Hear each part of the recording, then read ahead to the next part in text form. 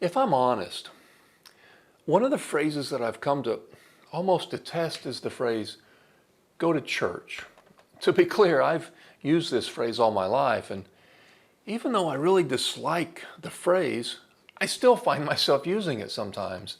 I'll say something like, oh, I won't be able to attend. That's the time that I go to church.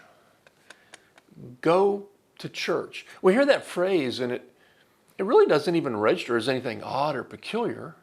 I mean, why would it? I mean, we hear that phrase all the time. Going to church has become the central activity, the core action that Christians' lives are centered around. Going to church, for most Christians, really is the thing that defines their Christianity. For many Christians, going to church is really the only thing that differentiates their lifestyle from anyone else. This phrase is so common, so ordinary, so prevalent in our language that we don't even need to think about it. It's just assumed that everyone knows what we mean. It's just assumed that everyone has the same understanding of what those words mean. So we use the phrase over and over and over, basically without thinking about it. But it's this assumption that everyone is on the same page, this lack of critical thinking that really presents the danger. The danger that the meaning of the word church has shifted, and we're completely oblivious to it. So let's pause for a couple of minutes today to see if we are in fact using the word church the way we should be. So let's start by asking the question, what is church? If you look at the word church in a modern dictionary, it'll say something like a building used for public Christian worship. A building used for public Christian worship. Sounds about right, huh?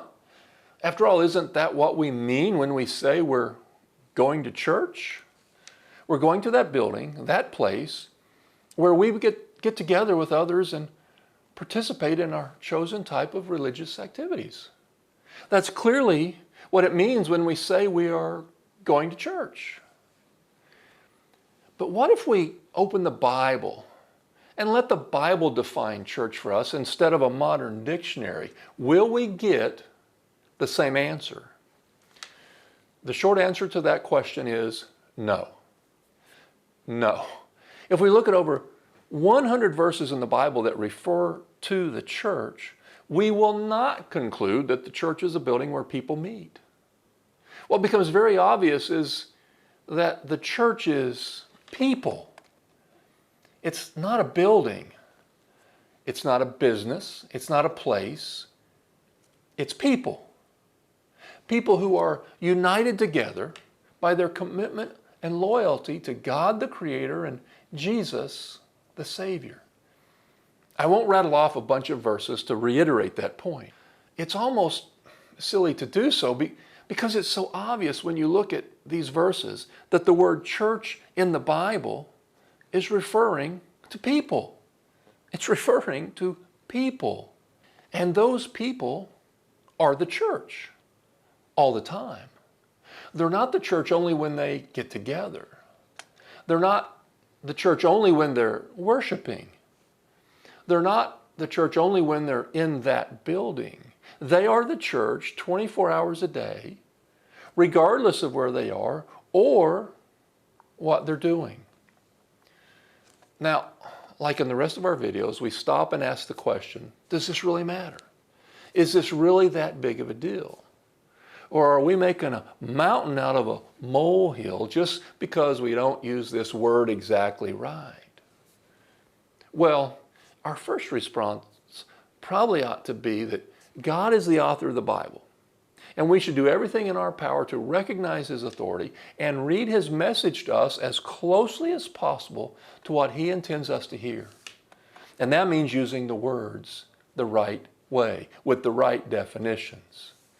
Otherwise, we simply won't hear the right message, and that's not okay. But from a practical standpoint, there's something that happens when we misuse the word church the way we do. And that is that we put God's church in a box. We put His church inside the walls of a building.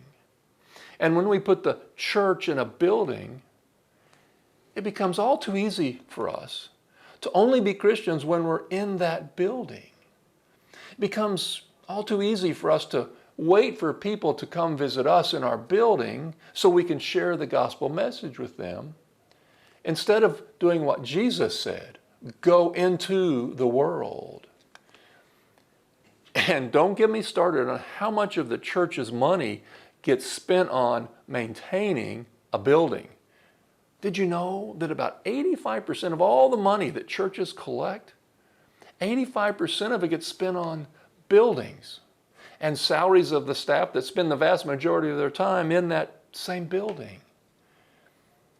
It's pretty hard to be a light to the world when the light is stuck inside the walls of a church building. You can come to your own conclusions about how significant it is that we don't use the word church correctly.